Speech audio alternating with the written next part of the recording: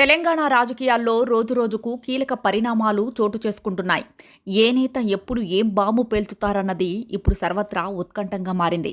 ఇప్పుడే అధికార ప్రతిపక్ష నేతల మధ్య మాటల తూటాలు పేలుతున్న నేపథ్యంలో ఎప్పుడు ఏం జరుగుతుందన్నది సర్వత్రా ఆసక్తికరంగా మారింది. ఈ నేపథ్యంలోనే మాజీ మంత్రి బీఆర్ఎస్ నేత ఎర్రబెల్లి దయాకర్ రావు సంచలన వ్యాఖ్యలు చేశారు.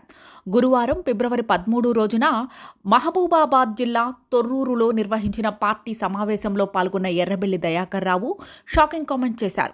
సీఎం రేవంత్ రెడ్డిని గద్దె దించేందుకు కుట్ర జరుగుతోందని, ఇందుకోసం 25 మంది కాంగ్రెస్ ఎమ్మెల్యేలు ఒకటయ్యారంటూ కీలక వ్యాఖ్యలు చేశారు.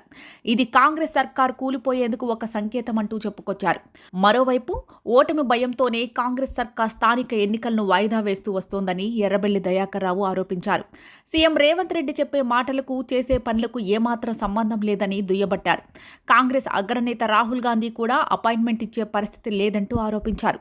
రేవంత్ రెడ్డి పాలన గురించి తెలిసే రాహుల్ గాంధీ వరంగల్ పర్యటనను రద్దు చేసుకున్నారని చెప్పుకొచ్చారు. కాంగ్రెస్ పార్టీ అంటేనే అబద్ధాలమయమని విశ్వసించిన ఎర్రబెల్లి దయాకర్ రావు స్థానిక ఎన్నికల్లో కాంగ్రెస్ పార్టీకి బుద్ధి చెప్పేందుకు తెలంగాణ ప్రజలు సిద్ధంగా ఉన్నారని చెప్పుకొచ్చారు.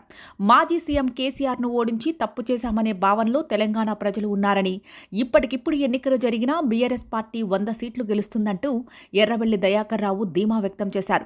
ప్రతి ఒక్క కార్యకర్త ధైర్యంగా ముందుకెళ్లాలని సూచించారు. రాబోయే స్థానిక సంస్థల ఎన్నికల్లో బీఆర్ఎస్ పార్టీదే విజయమని కార్యకర్తల్లో ఉత్సాహం నింపారు. ఎవ్వరూ భయపడవద్దని, ఏ కష్టం వచ్చినా తానున్నానని భరోసా ఇచ్చారు. ఎన్ని కేసులు పెట్టినా భయపడే ప్రసక్తే లేదని ధైర్యం చెప్పారు. కనీసం సాగునీళ్లు అందించలేని స్థితిలో రేవంత్ రెడ్డి ప్రభుత్వం ఉందని ఎర్రబెల్లి దయాకర్ రావు దుయ్యబట్టారు. కర్కాల బ్రిడ్జి ఎందుకు ఆగిపోయిందని ప్రభుత్వాన్ని ఎర్రబెల్లి ప్రశ్నించారు. తొర్రూరులో 100 పడకల ఆసుపత్రి ఎటుపోయిందని నిలదీశారు. కేసీఆర్ కిట్, న్యూట్రిషన్ కిట్ ఎటుపోయాయని అడిగారు.